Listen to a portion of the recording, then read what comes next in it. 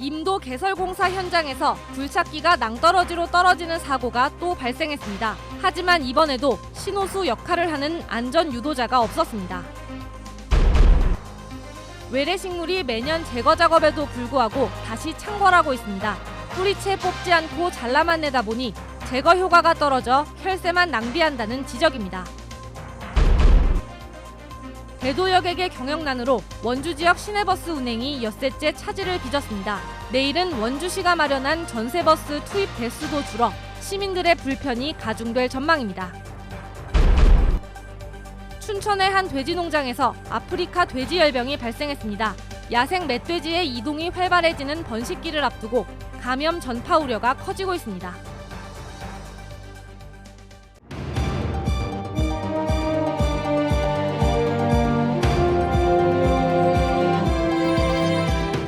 안녕하십니까. 뉴스데스크 원주입니다.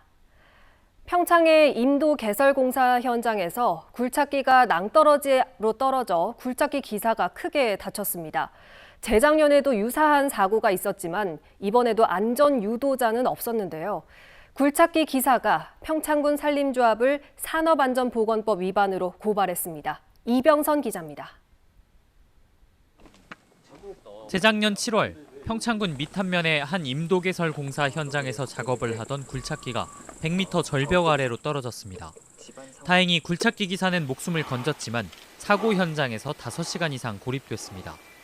혼자 작업 중이어서 사고가 난 걸 아무도 몰랐던 겁니다. 남편과 연락이 되지 않는다는 아내의 전화를 받고 현장 확인에 나선 직장 동료들이 뒤늦게 119에 신고했습니다. 안전요원이나 신호수 이런 분들이 계셨으면 사전에 빨리 빠져라. 그래서 뺐으면 아무 이상 없는 건데. 지난 6월 인근의 다른 임도개설 공사 현장에서 또다시 사고가 났습니다. 굴착기 기사는 가까스로 탈출했지만 전치 6주의 진단을 받았습니다.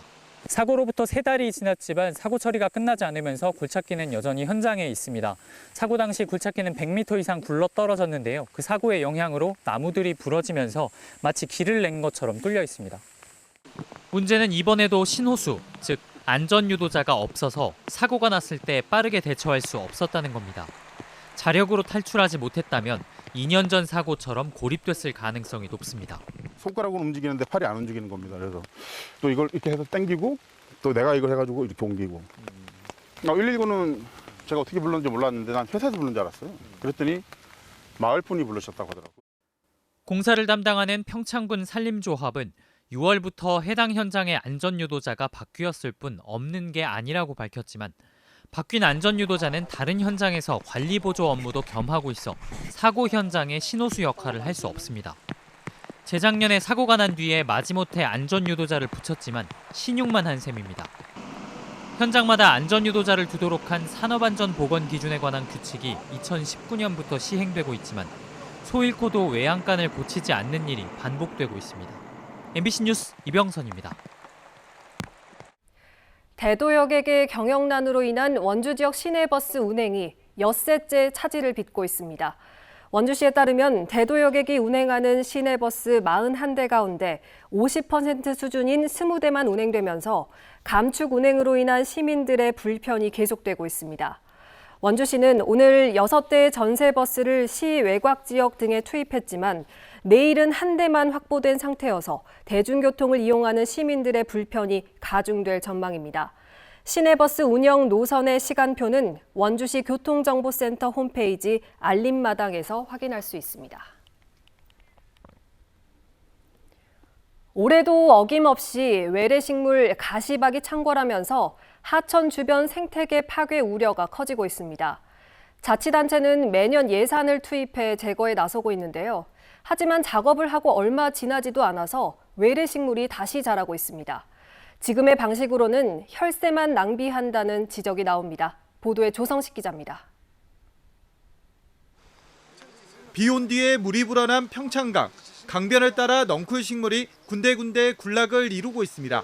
생태계 교란 식물인 가시박으로 물줄기를 따라 줄기차게 이어져 있습니다. 가시박은 나무를 뒤덮어 햇볕을 보지 못하게 고사시키고 제방을 지나 인근 밭 울타리를 침범하는 것도 모자라 더 높은 산까지 빠르게 퍼져나가고 있습니다.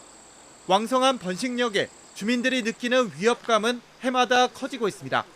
점점 더 심하지. 뭐 시간 이게 떨어지면은 점점 올라오겠지. 뭐 점점 올라오면은 또 이제 내년에 또 올라오고, 올해 떨어지면 내년에 다 올라오는 거예요. 이거는 뭐 어떻게 할 수도 없어. 비도 또 올라가, 비도 또 올라오고 뭐. 수년 동안 가시박 제거 작업을 했던 곳도 별반 사정이 나아지지 않았습니다. 지난해에 이어 평창군은 똑같이 2천만 원의 예산을 투입해 가시박 제거 작업에 나섰습니다. 하지만 제거 효과는 작년 수준에도 미치지 못하는 실정입니다. 지난해 제거 면적은 19만 제곱미터 정도였는데 올해는 14만 제곱미터로 떨어졌습니다. 같은 예산이지만 인건비가 오르면서 작업 횟수가 줄었고 8개 읍면에 투입된 인력도 8명에서 6명으로 축소된 것이 원인입니다.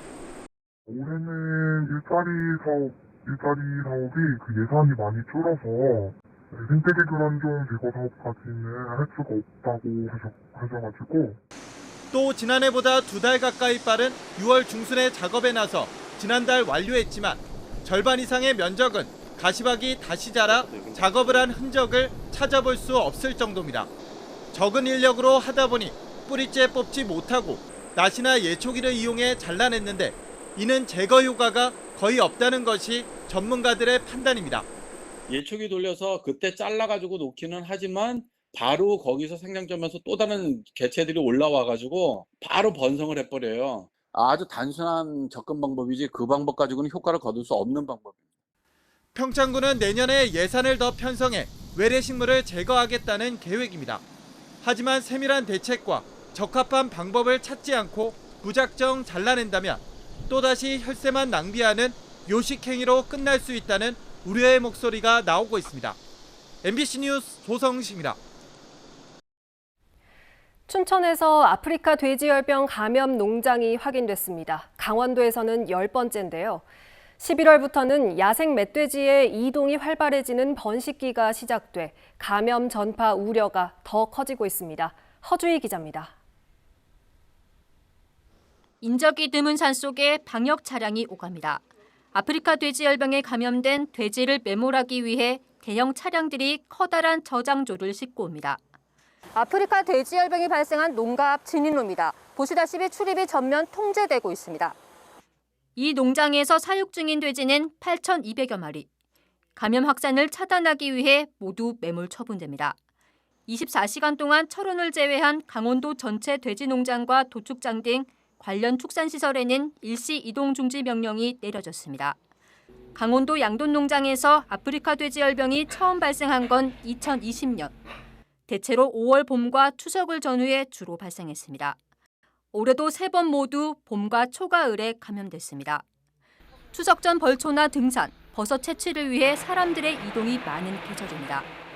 강원도에서는 야생 멧돼지 감염 폐사체가 태백을 제외한 17개 시군에서 발견됐습니다. 멧돼지들이 서식하는 지역이라고 볼 수 있는 야산 같은 경우가 다 오염이 좀 많이 됐다. 주변이 오염됐다라는 건 확인이 된 상태이기 때문에 그 사람 관리가 제일 중요해요. 특히 11월부터 야생 멧돼지의 이동이 활발해지는 번식기가 시작되면 아프리카 돼지열병 감염 범위도 더불어 확산될 가능성이 높습니다. MBC 뉴스 허주입니다. 코로나19 강원도 하루 확진자가 2달 만에 다시 600명대를 기록했습니다. 오늘 0시 기준 강원도 하루 확진자는 649명으로 전날보다 434명, 지난주 같은 요일보다 584명 줄었습니다. 시군별로는 원주 157명, 횡성 10명, 영월 14명, 평창 18명 등입니다.